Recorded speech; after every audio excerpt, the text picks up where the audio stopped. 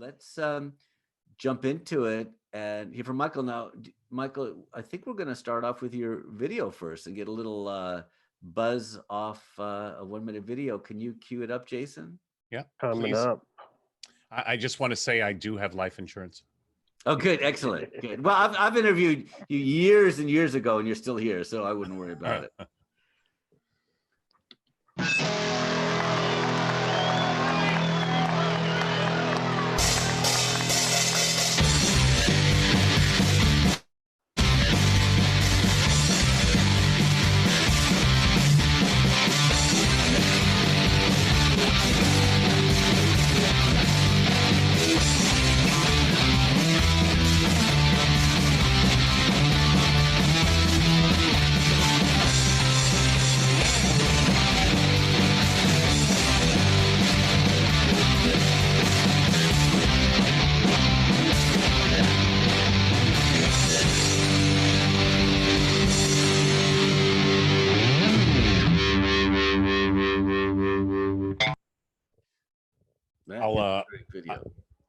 Thank you. We made that video to sell the book to a publisher, and then the publisher liked it so much they had us put the picture of the 3D picture of the book that the designer created and the URL as our social media advertising. So we repurposed that video. So as Mark was saying, this is an early body of work of mine from about 40 years ago. It's the start of my career. I was a stringer for the Associated Press, and that's how I started my career in 1978 as a freelancer working for the Associated Press. And at night, I was a club kid. I've always been very into music, very excited by music. I was a jazz listener as a kid in New York. I was also a fan of some of the edgier bands, the New York Dolls, the Velvet Underground, Bowie, of the time, and really didn't like, and some of the other talks that are centered, that we've got DJs hosting and people I was friends with around at the scene. We talk about how bad commercial radio was at the time, how formulaic it was, and how non-self-expressed it was. So I walked into, I was a student at Boston University. So I went to BU, I shot for the Associated Press, and I was a club kid at night, powered by alcohol and cocaine. So sex, drugs, and rock and roll. And I was a student at BU. I walked down from what they called the zoo, 700 Com Ave, and wandered into the Rathskeller.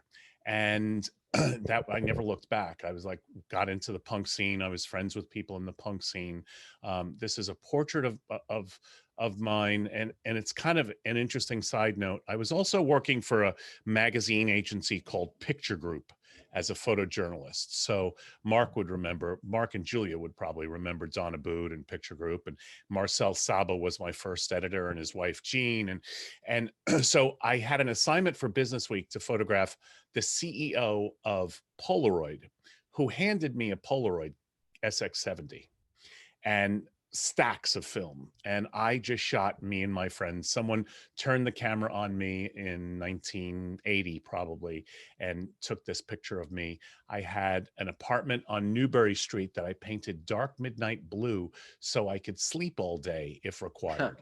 So, all right, let's go to the next slide. This is my introduction to the book. It's or my forward to the book. I'll read a little bit about it. I'm going to make this bigger because I put the windows on top of each other here just so I can read it. When I came of age in the late 70s and early 80s, it was in the middle of an artistic rebellion that changed the face of politics and culture forever. This was the era of punk, bold, self-expressed, and free. An era of music, attitude, and fashion that spat in the face of the established norms. I had grown up in an old world Italian household in suburban New York. Tradition and rules marked my childhood. I was told how to be and how not to be. I felt stifled. Walking into my first punk club in Boston at age 18, I found I suddenly joined a club where everybody belonged. I can finally be myself, or at least find out who I really was. I'm going to stop there, Jason. We can go to the next slide. Here's the cover of the book. It's available everywhere. It's published by Abrams, and I've just had the most amazing experience working with them. We can go to the next slide. The just very quickly, the introduction is written by Jim Sullivan, who was one of the music critics at the Boston Globe, and the forward or preface, however you want to call each one of these pieces of writing, is done by Fred Snyder of the B-52s. So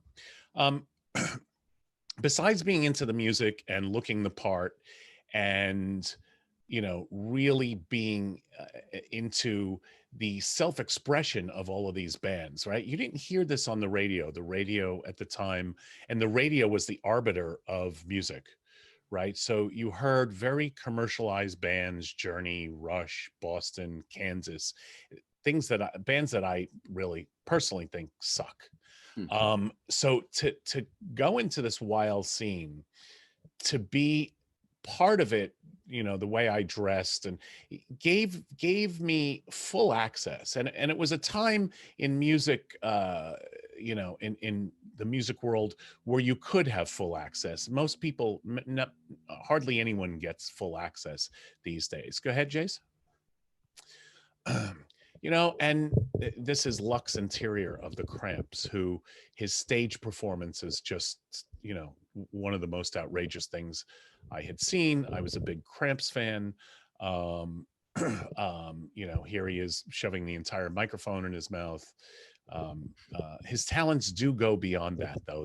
The music's kind of like psychedelic rockabilly, you know, and every band had their thing, and it wasn't all hard driving punk. It was the idea that you could be the B-52s and the Cramps and the Clash and the Sex Pistols all at the same time. Go ahead.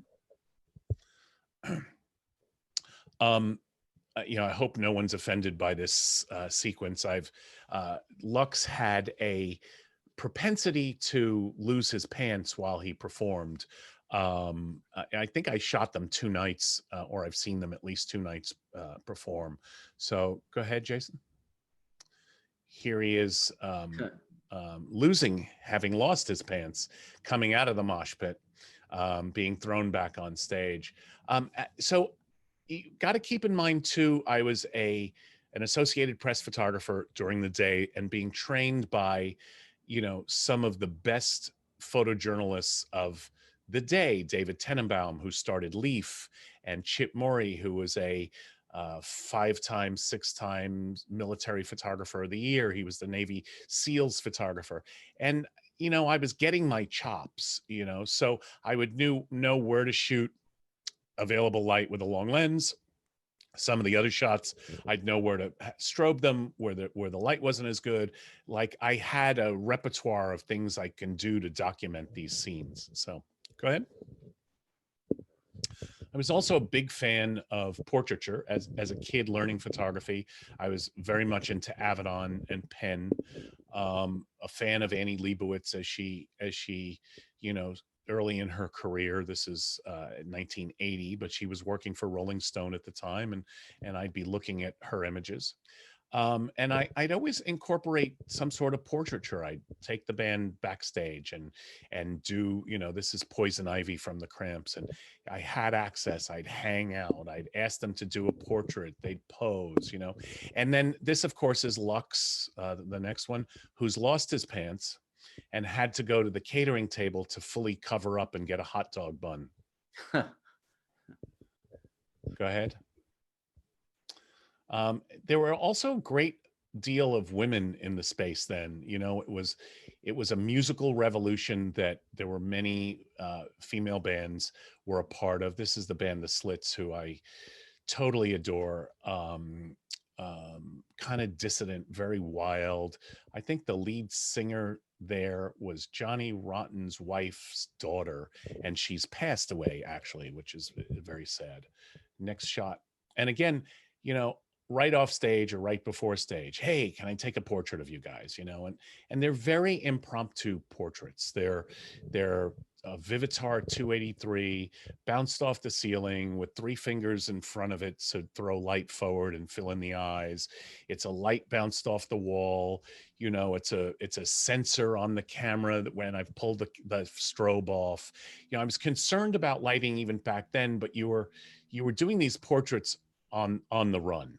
You know, this was either them getting on stage or just leaving stage. Go ahead. Bands like the Plasmatics, Wendy O. Williams. And if this isn't self-expressed, you know, for a punk band, I don't know what is. It's like she would break a flower pot and grab the bass drum and chainsaw her guitar in half, you know, as part of the music. She actually made that musical. She also shot a shotgun right by my ear with blanks, of course, and I couldn't hear for about 2 weeks in one ear, and I immediately went out and got sonic reducers so I can shoot other shows. Go ahead. Here's her rolling around in the flower pot dirt with the bass drum. Go ahead. Go ahead. This was actually, so I worked for, so being part of the scene gave me a certain amount of access because all the ancillary people there knew me, the people that worked at the clubs, and you know, if someone was looking at a door, watching a backstage door at the club, they knew me, they knew who I was, they knew I shot on the scene. I'd usually be able to get in. But I also worked for a fanzine called Boston Rock, and WBCN, the commercial radio station that eventually, for commercial radio, broke this type of music. My friend Oedipus was the music director, program director there. He and I were close friends. I had another friend that worked there who was the promotions director, excuse me, David Bieber. And they do all these crazy publicity things. So this is Wendy O. Williams. This is the strobe not firing, by the way. This is Wendy O. Williams smashing the TV with the MTV dog on it. Go ahead. And, you know, I'm talking about, you know, unparalleled access. So I would hang out with Adamant all day. This was WTBS before Ted Turner bought the call letters. It was the MIT. It was the first punk radio show in the country. Oedipus had the Demi-Monde on Saturday, and then they expanded it to the Late Risers Club Monday through Friday from 9 to 12, and there was a different DJ every day. Greg was a wonderful DJ and worked at Newbury Comics, so he would get all the latest records. Here's Adam backstage with Greg Riebman at the station. Go ahead. And then this is Adam later in the day at WBCN. That's Oedipus with his head against the wall and the mutton chops. You know, I shot the show with Adam, and then afterwards, I think I took the guy who's crouched down and the second from the right back to my house to play records, drink vodka, and do blow all night. Like, those were the type of days it was. You would hang out with these bands who were on the road. If there was an after party, you'd all bring them home, and you had Tina Weymouth and Jerry Harrison from the Talking Heads at a party and hanging out. You had Pete Shelley of the Buzzcocks at the party hanging out. Go ahead. This is Adam as he leaves MIT. I like the graphic nature of those columns, and I'm wound up doing portraits of him there. Go ahead. At the Paradise before his show, and then finally on the stage at the Paradise in Boston. Go ahead, Jason.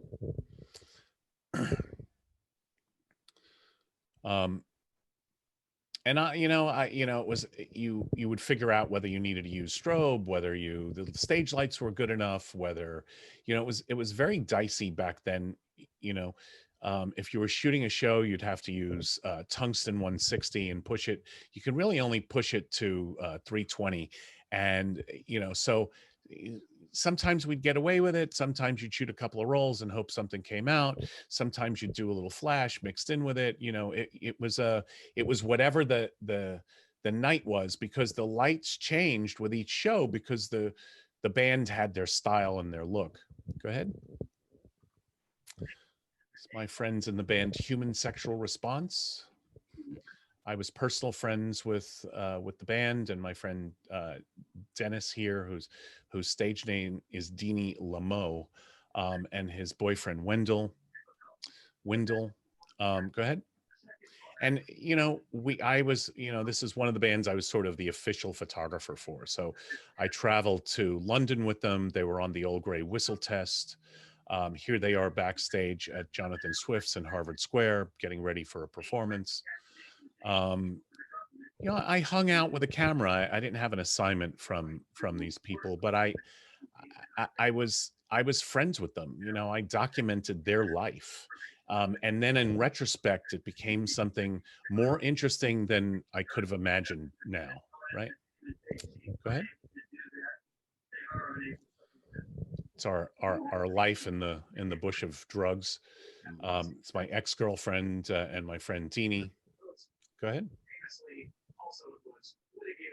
We've got someone with a radio on. If they can mute their phone, that would be great.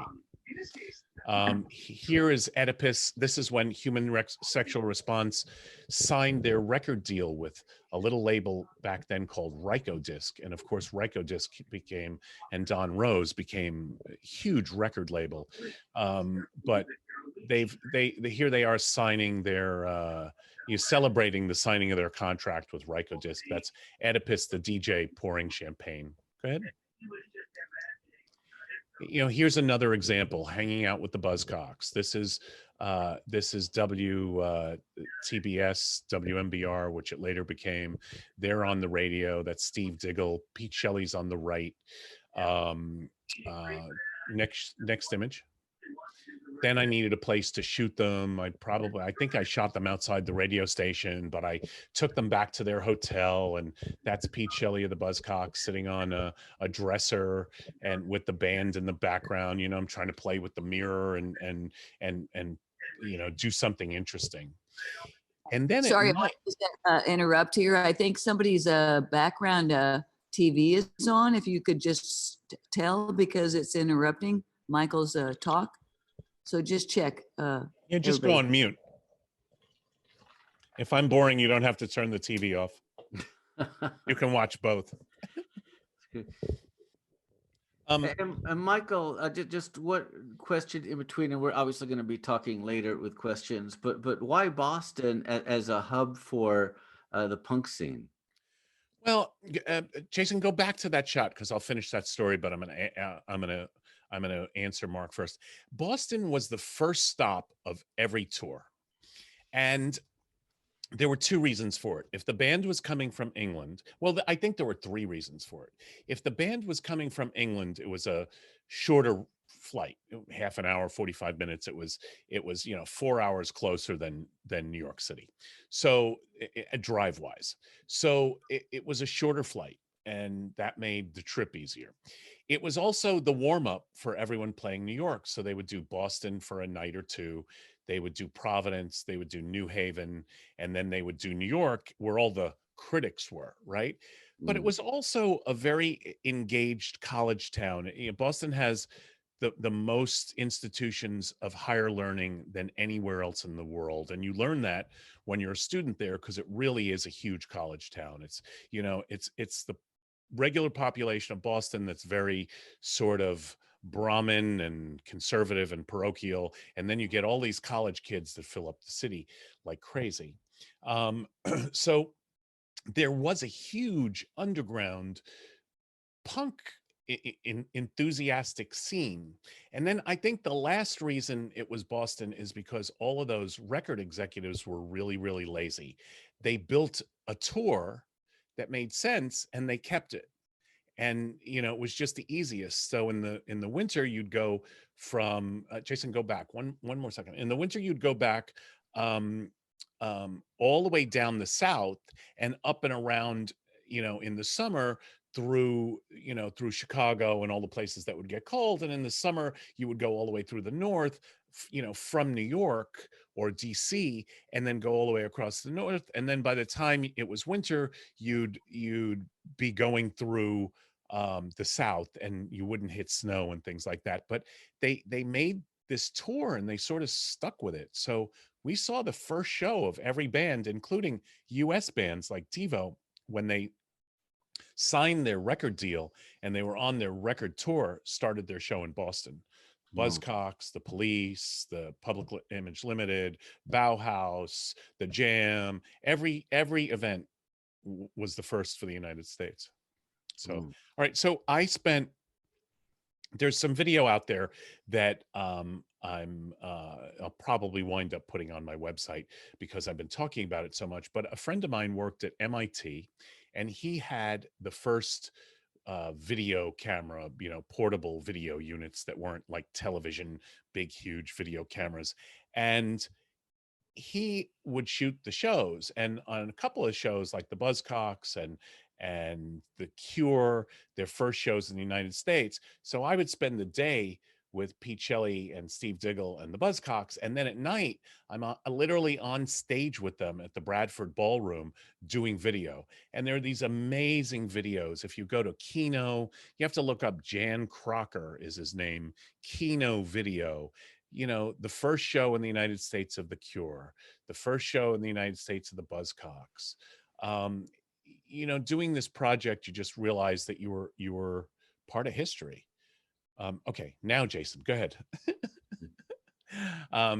This is David Byrne, a portrait or a cover for Boston Rock Magazine with Adrian Belew. He was doing an album and a tour with Adrian Belew from King Crimson. And it's, very casual, no publicist, no hair, no makeup, no styling. I go up to David's room. He's sitting on the edge of the bed with his knees together, very proper. He's listening to pygmy music on a cassette recorder.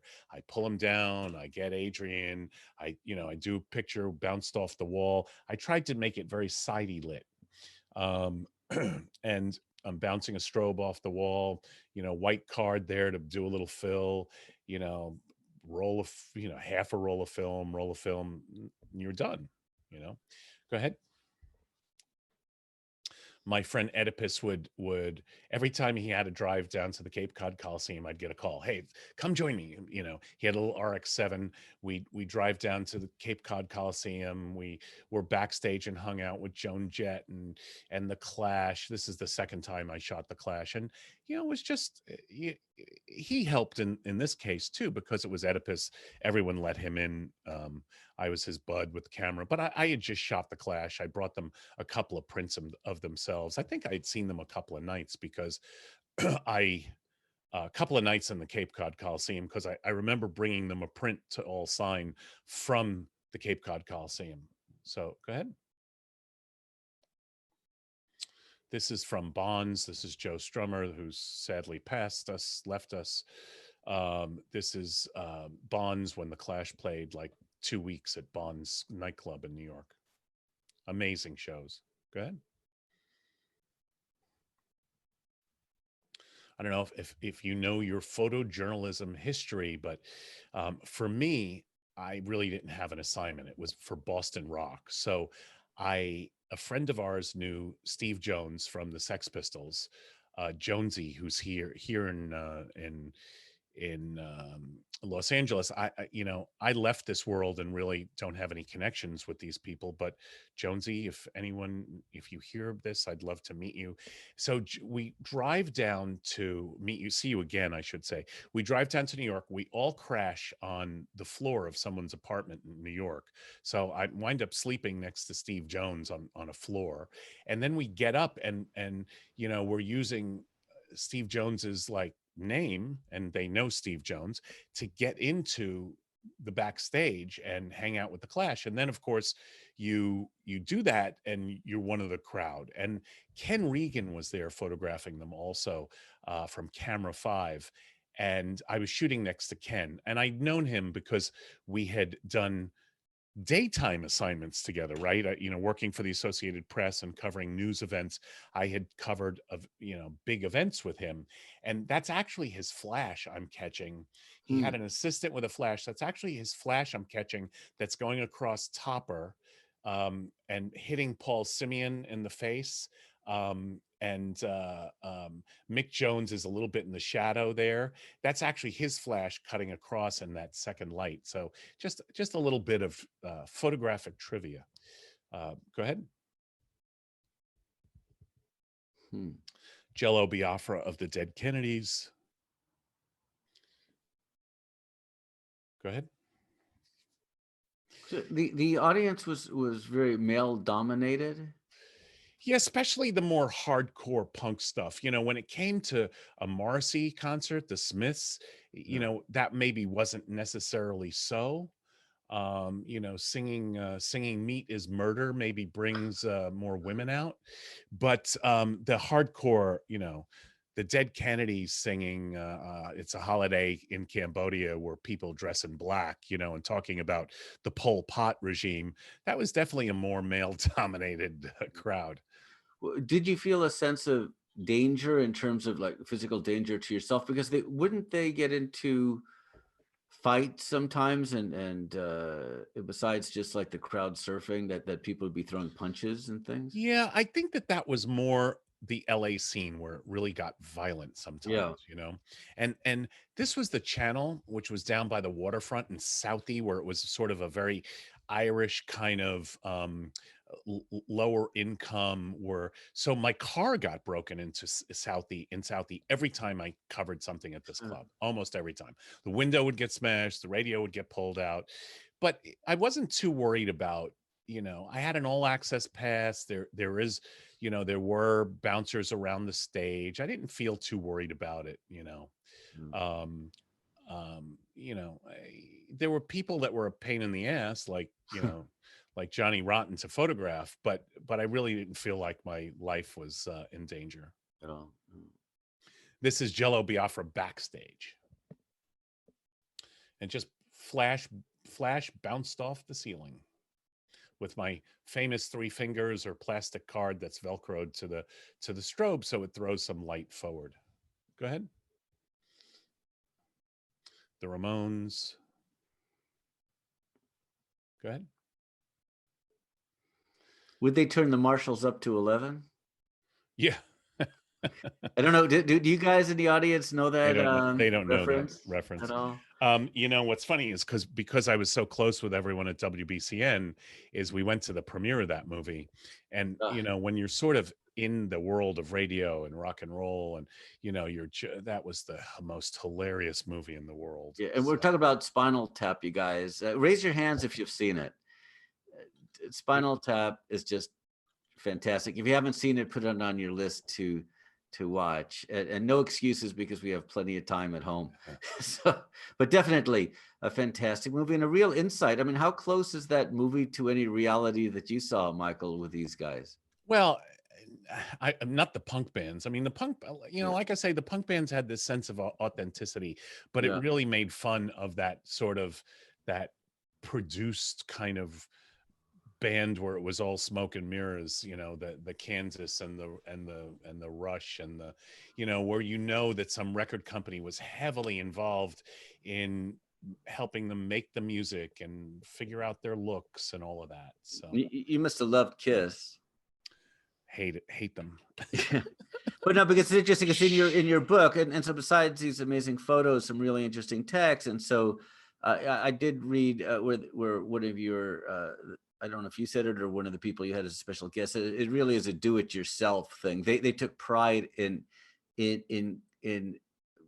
pretty much doing everything, and so they would end up sleeping on floors and producing albums themselves and doing things. I mean, that's obviously not the case when you have people like the Police and the Cars, things like that. But a lot of the Cars was that crossover, right? The Cars was that new wavy kind of crossover.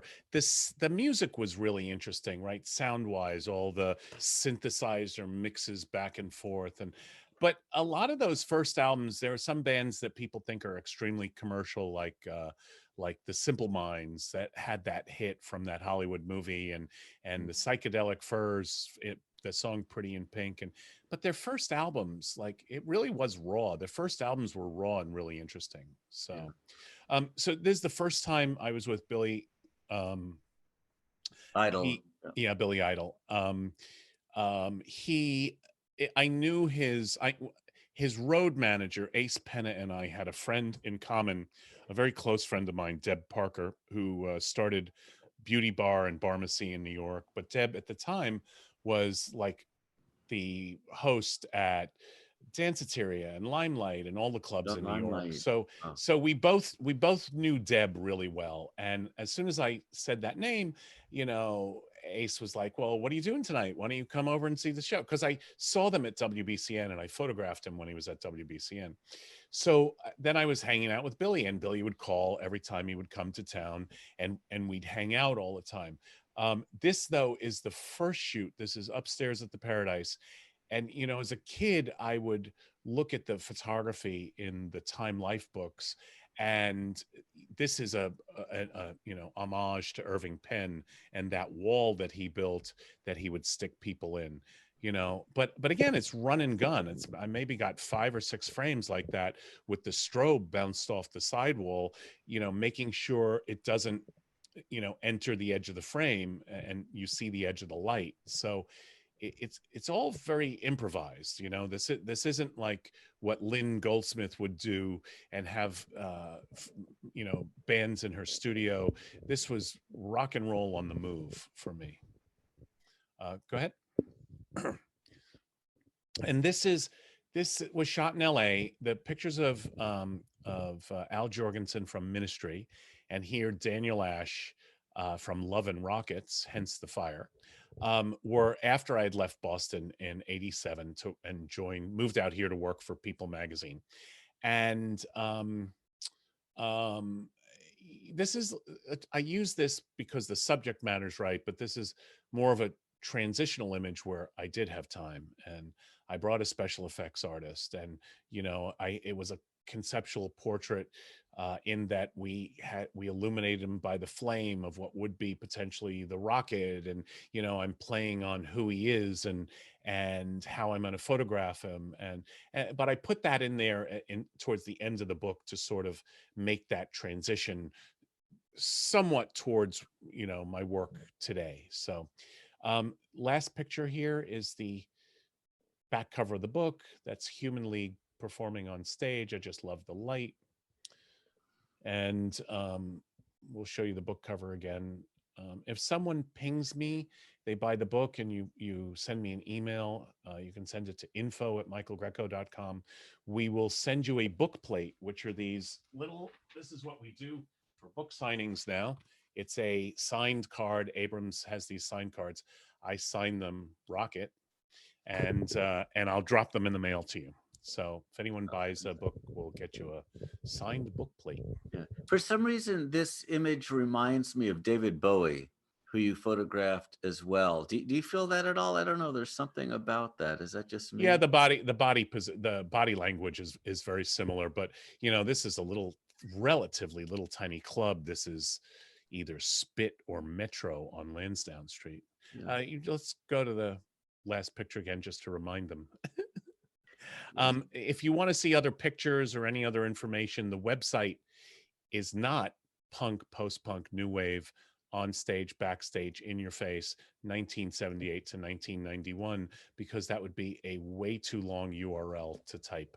It's daysofpunk.com. I didn't know that. Okay, daysofpunk.com. Daysofpunk.com. Gotcha.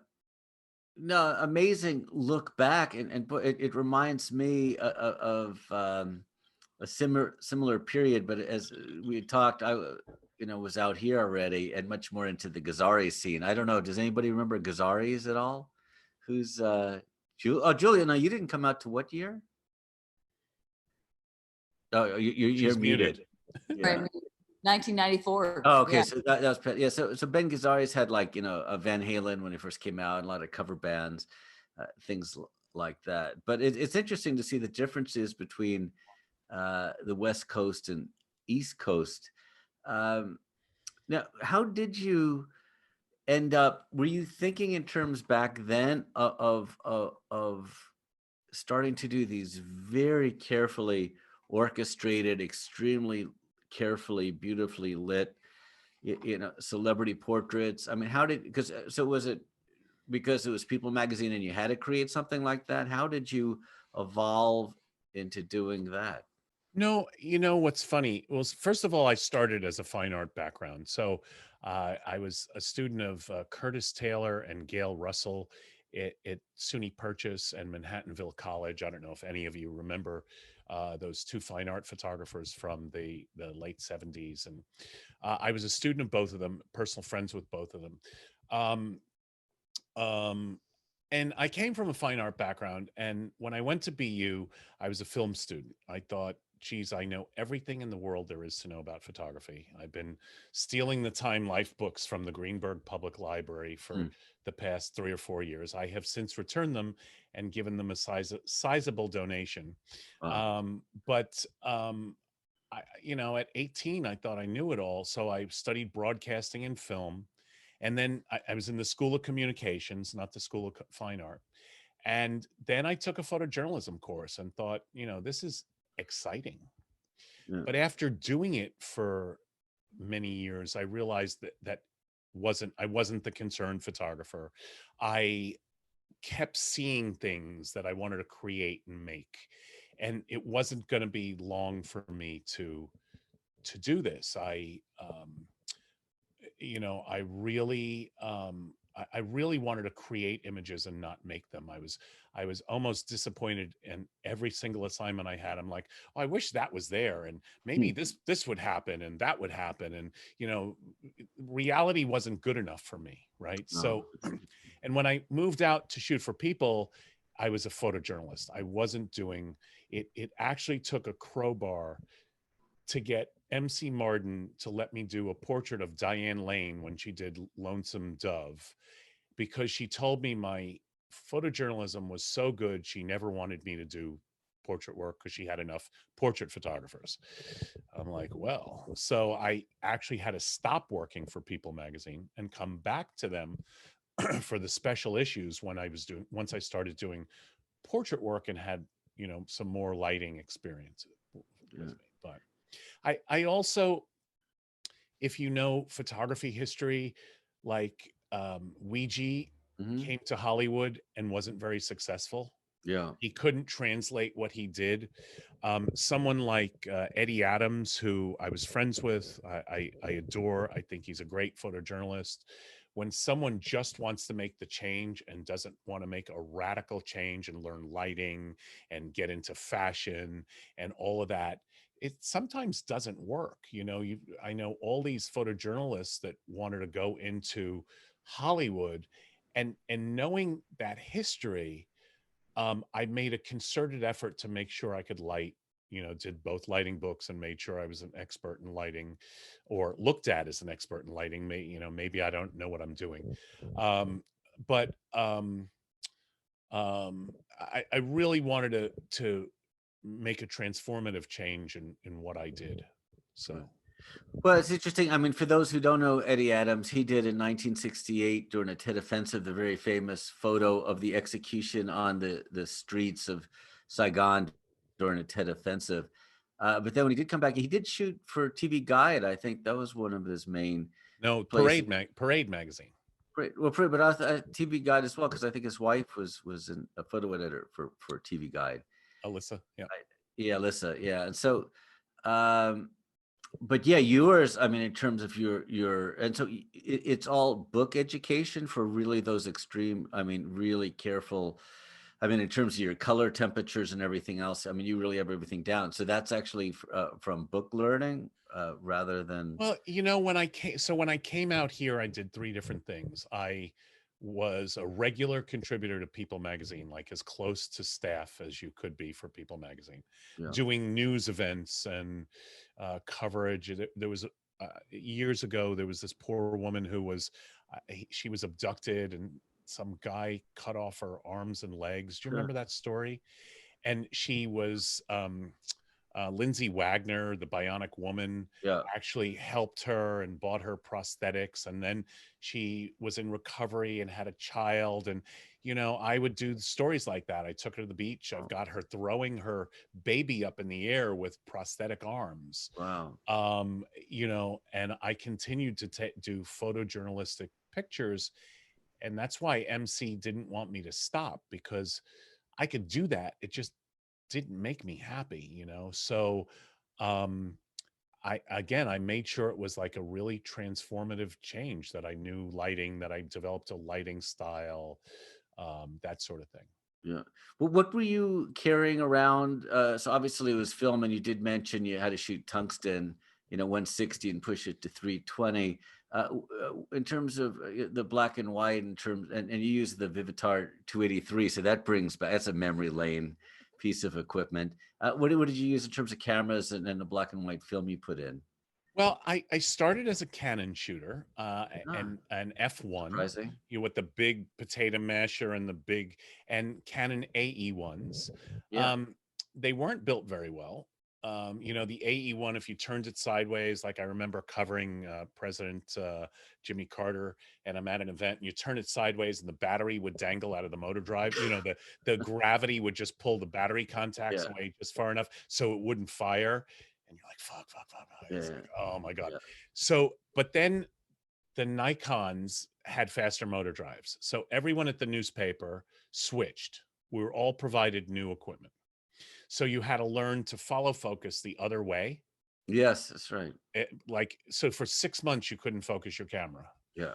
None of us relied on in-camera meters. We would meter, the only did we use the sensor for the strobe, for the flash. And then I think I switched back to Canon at one point, because they had the high sync speed, the 250 sync speed. Yeah. And what about lenses? What did you have with you to shoot in that low Well, light situation? there were no zooms that you would ever use back then. So Yeah. they were all prime lenses. You had a 24, a 35, a 51.4, an 85. The 70 to 200 zoom was pretty good. Yeah. You'd also carry like a prime, like a Nikon had the 180 2.8.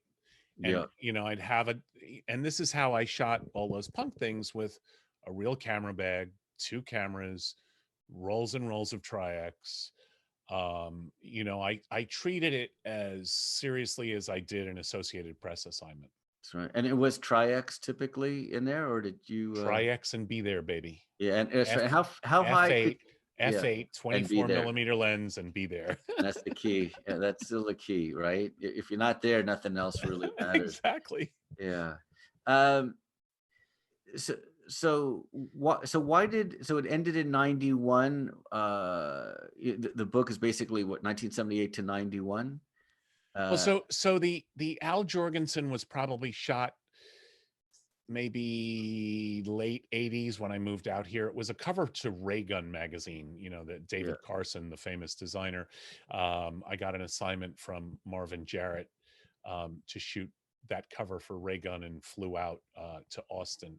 And then the Daniel Ash picture was 91, but really the brunt of the work stopped. At least me hanging out in the clubs stopped in 83 when I got my job at the Boston Herald, because I couldn't be out partying, doing drugs, drinking all night. It was impossible. I wanted to, I felt like it was a feather in my cap to get this job at the newspaper, and be a newspaper photographer. It was my first and only real employer situation as a photographer, and it was important to me. So I would still pick up assignments from Boston Rock magazine when I was free. The Bowie was shot a little later.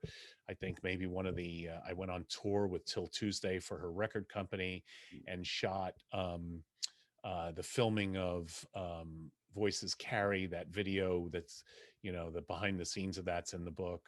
But my really active part was from 78 through 83. Yeah.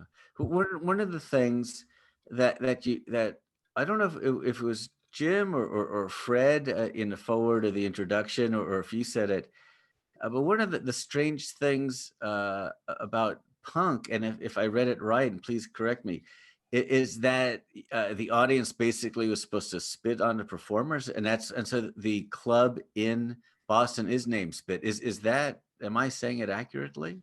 I don't think so. I think when you read Fred Snyder's interview, Yeah.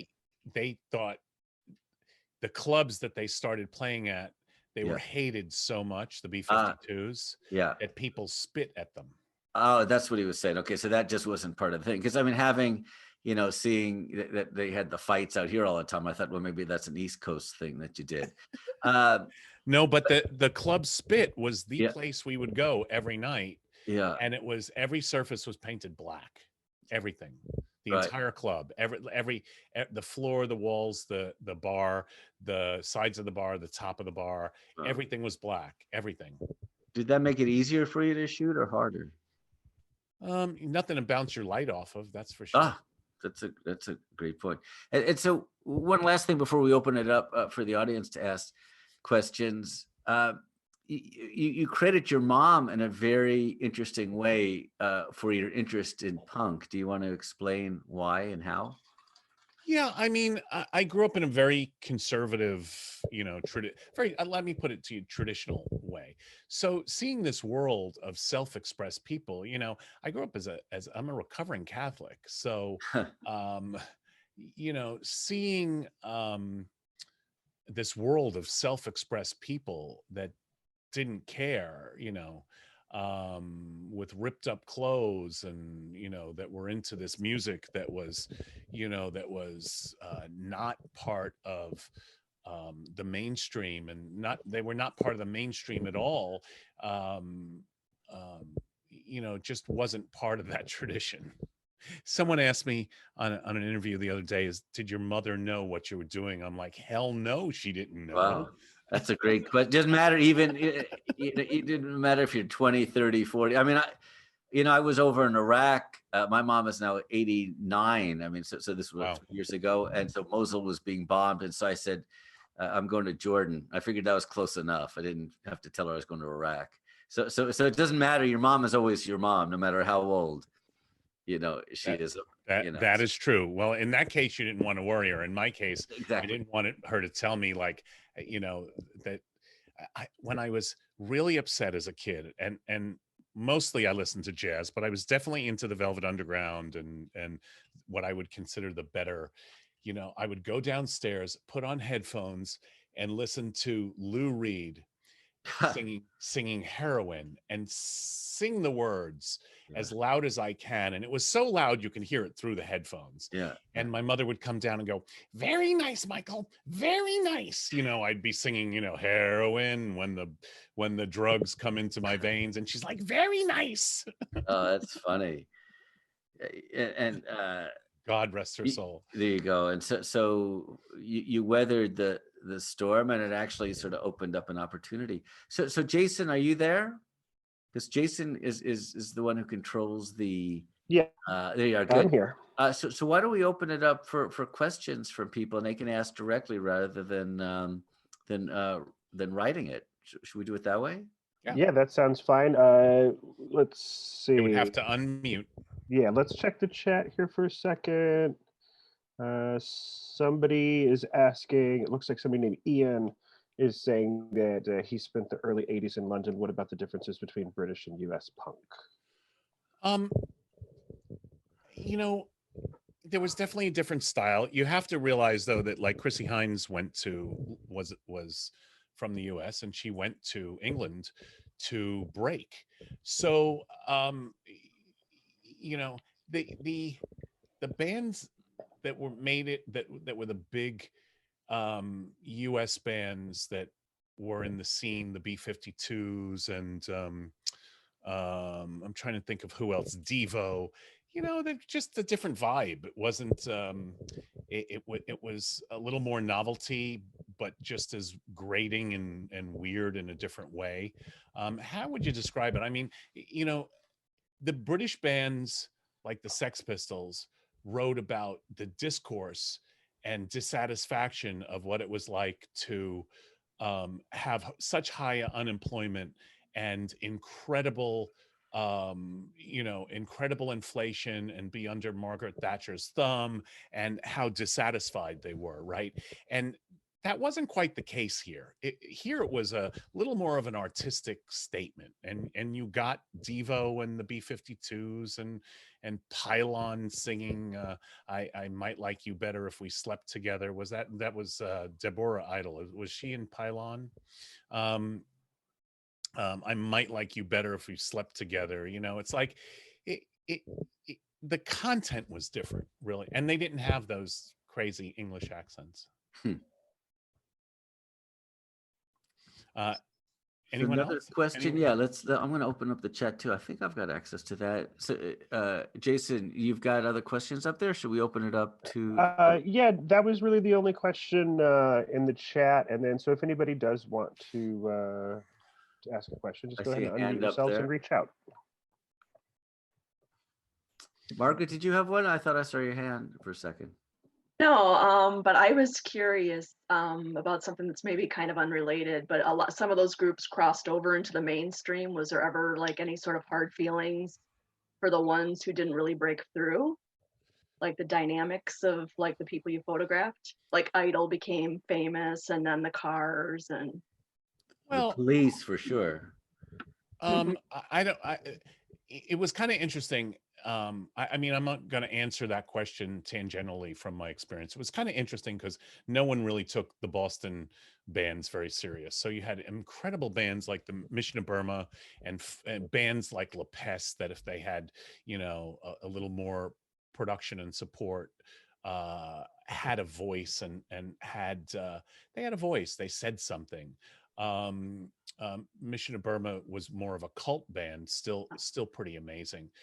So I was always surprised that the Boston bands were never taken seriously, but all of these bands wanted to break somehow, and most did.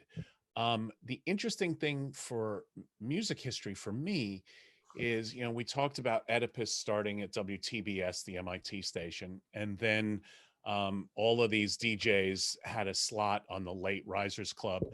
Oedipus had like the Ramones and interviewed them on his show on Saturday, the Demi-Monde. He had U2 on, and he started getting Arbitron ratings, a 10,000 watt station out of MIT. He's rating higher than some of the commercial radio stations. And that's when commercial radio realized there was an audience for this, and they're making a mistake by just playing Journey and Rush and everything else. So WBCN, which was the K-Rock station in Boston, actually brought Oedipus over from WTBS at the MIT college radio station. And Oedipus was like, no, I'm not going to be a DJ. I'm going to be your program director. Eddie has like Eddie. I love Eddie. He went for it, and he became, right from a little college station, because he had the Arbitron ratings, went to WBCN, and then he was actually in charge of breaking these bands onto commercial radio, and WBCN led the way. I mean, Oedipus, you talk to any DJ anywhere in this country and they know who Oedipus is. So, everyone, the music, the people, the kids of the time were listening to it on college radio. Everyone wanted to break one way or another. Like, they wanted to get their music out, and they ultimately wanted to get it out on commercial radio. They wanted the audience.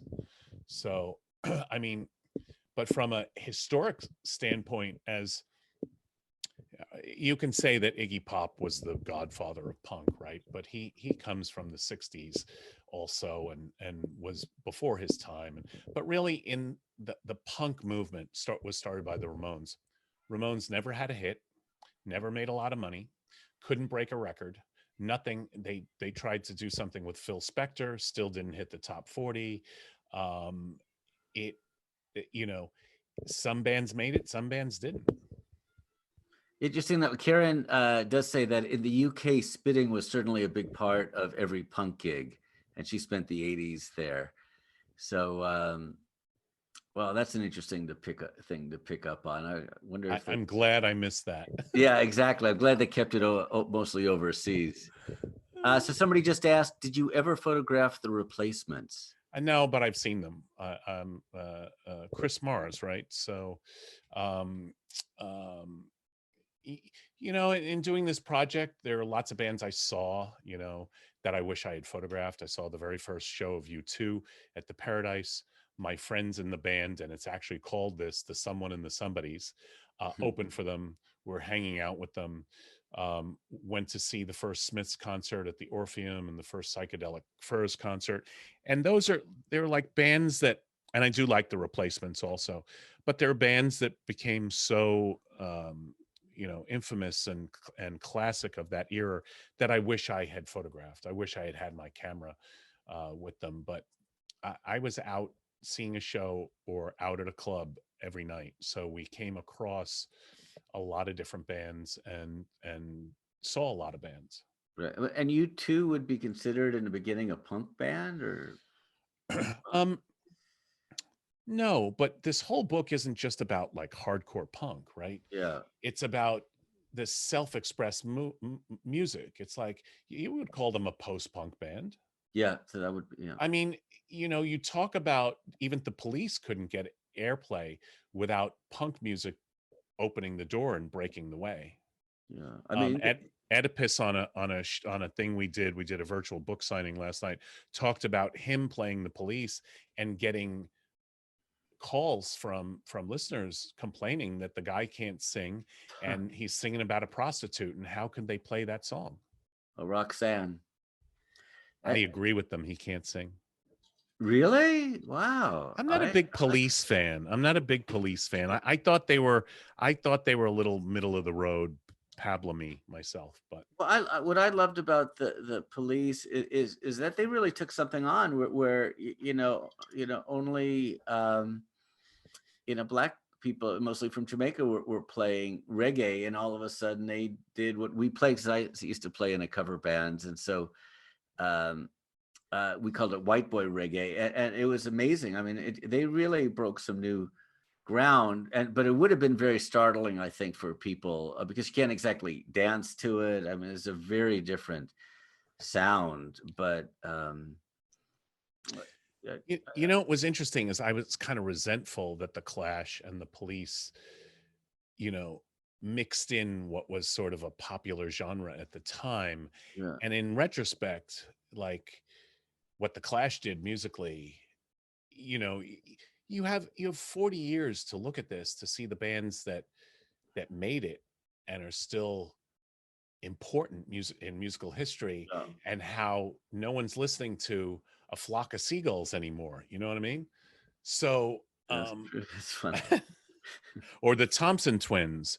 We used to put them all together, or we used to call them the Flying Haircut 100 Seagulls or something like that. Yeah, we would mix all of those bands in one long moniker. Yeah. So, did you add Tears for Fears in there? No, maybe they were a little better than, you know, Haircut 100. So you guys, we have some questions out in the audience still. Anybody up there? Don't be shy. Let it fly. Good. Jason, do you want any final thoughts? Michael, first of all, it's a fantastic book, and I will hold it up right here. Thank you so guys much. Can see it. You know, it's a fantastic book and really well produced too. The beautiful reproductions. I happen, you know, in my bookcases, I came across your other book the other day. But how many books do you have out? I did 2 lighting books. Yeah. The second one was did really well. It was a bestseller. We did 30,000 copies in print for a niche lighting book. And then this is my 4th one. So fantastic. Good. Congratulations on that. Thank you. Well, very much appreciated to have you out there. Any final thoughts? Our wonderful audience, you're not going to have any more questions? Pop on camera, say hello. I just wanted to say your photographs are fantastic. Thank you. They're beautiful. You shot with film. The focus is incredible. How you use available light is amazing. They're beautiful Thank images. you. Thank you. I really appreciate that. Yeah, it really was from being trained by some of the best, news photographers in the Associated Press network. I'm still in touch with Chip Morey and Dave Tenenbaum, and really owe them a great deal of gratitude. They were tough on me, man. Yeah. No, and you If come you- from the no excuses. Yeah, You know, exactly. Exactly. And if you came back and the shot was out of focus, you didn't stop hearing about it for like 2 Yeah. weeks, you Yeah. know. The famous National Geographic editor said, "We publish pictures, not excuses," and that's a great thing. And I never heard you ever have an excuse for anything. And you're a great teacher too. I saw you in Santa Fe. You're really a great teacher where you guide people, and so you don't break them down so badly that they have to crawl back up. You do it in a very positive way. Not everybody can do that at all. Oh my God, David Tenenbaum, I love you, but you beat the crap out of me. Yeah. But that's probably what made you, you probably had him in the back of your mind as you're trying to get that critical focus, and you probably tossed out some shots. It's like, I got the back eye in focus, but not the front eye, Don't you hate being back focused? I hate it. In fact, it's amazing. I hate being back focused. Yeah. Well, if you look at one of the most famous photos in history, the shot that, oh my God, that's Dorothea Lange did, the migrant workers. Yeah. It's back focused. Take a look at her eyes. And, then my good friend, Sandra Miller did the reproduction with John Malkovich, and he's tack sharp on a front eye. I said, well, okay, so is that a little artistic license? He couldn't bring himself to do it. And I'm sure if you were, when you're doing a shot, if you had to reproduce something, it's too painful to do. I'm good friends with Sandro and Claudia. I'm going to now give them a hard time about that. You got to do that. About that shot. Yeah. I mean, I still look at that Poison Ivy picture with her doing this, and she's slightly back focused. It's like it drives me crazy.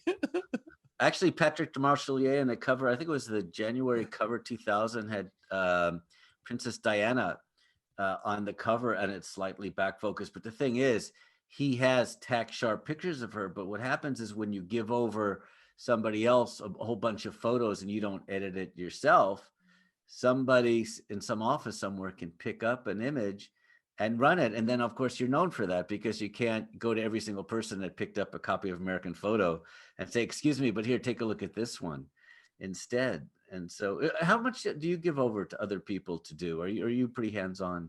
I mean, these days I'm really only doing big ad shoots where they pick their, you give them a series of selects, they pick it, we do the post-production on it. But when let's say that magazine work, when you would actually deliver film, it all depends on how much I trusted the photo editor. Like if I really trusted the photo editor, I'd take out, it was a subtractive method where I would take out everything I didn't want published. Yeah. And I trust the photo editor to pick an amazing picture. My editors at Entertainment Weekly, who I worked for very regular, Michael Kochman and Maddie Miller at People Magazine, if you didn't trust them or they screwed you once, you would get it down to like a page of slides. It could have been 300 rolls of film, but you'd get it down to 1 or 2 pages of slides. Yeah. Well, and that's funny because Patrick actually told me the exact same thing. That the more you trust somebody, like he worked, later on with Fabian Byrne and all. Yeah, the more you trust a person, you might give them a little leeway because they might see something that you don't see. Exactly. Yeah. Exactly. Now, when you designed the book, did you basically paginate it yourself, or how did that work? It was a real collaboration with my editor and the creative director and the designer at Abrams. Garrett McGrath, who all did a wonderful job. I hired Jim Sullivan that used to be with the Boston Globe. He was with me in the trenches at these shows almost every night. I hired him. He got Fred Snyder. I started that going, and then I asked them for their edit. Of course, I pulled out the things I didn't like and then supplemented their edit. Now, my friend Deanie, that picture of him like covered in mud on the stage, he's like, why didn't this make the book? And I'm like, what do you mean it didn't make the book? And then I looked in the book, it didn't make the book. So it's like, but they organized, you know, you do the best you can. You only have so many pages. They organized the pictures by venue. And then like right up until press time, we were actually switching images out, having stuff last minute scanned. Don Weinstein at Photo Impact was doing last minute drum scans. My archivist went online and found the original Boston Rock magazines because she was doing a copyright registration, and the registration needed to be first publication.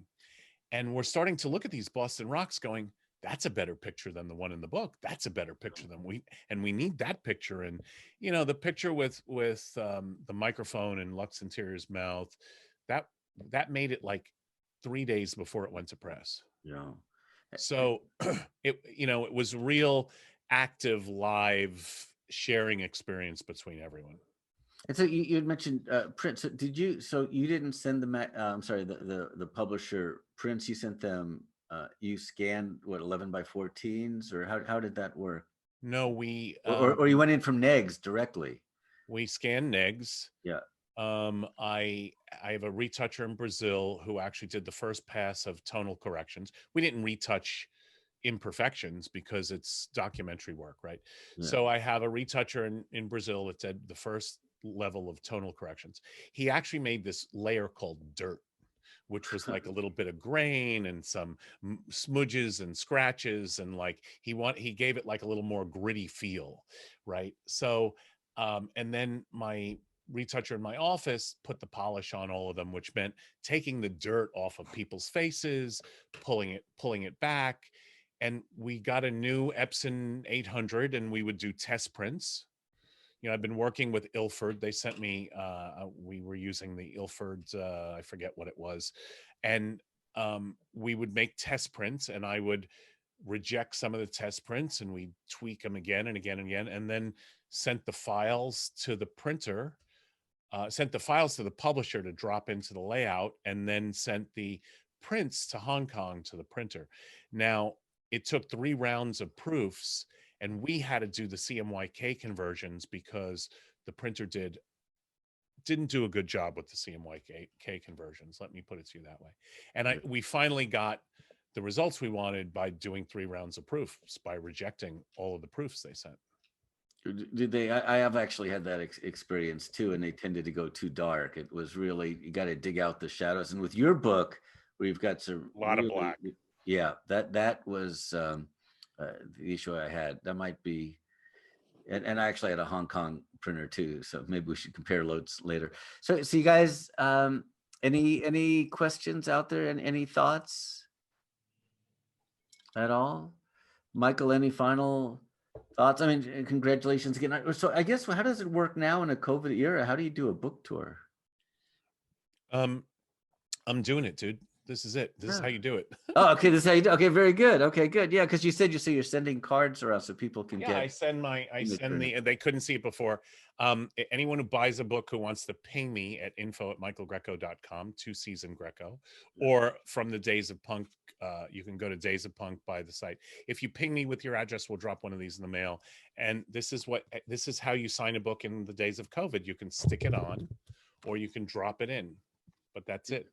That's as good as it gets. That's the way it has to be these days. I actually went to Book Soup and signed 15 books with my mask on and left. That is his reality. But thank you very much, Michael. This is fantastic, and congratulations on the great work.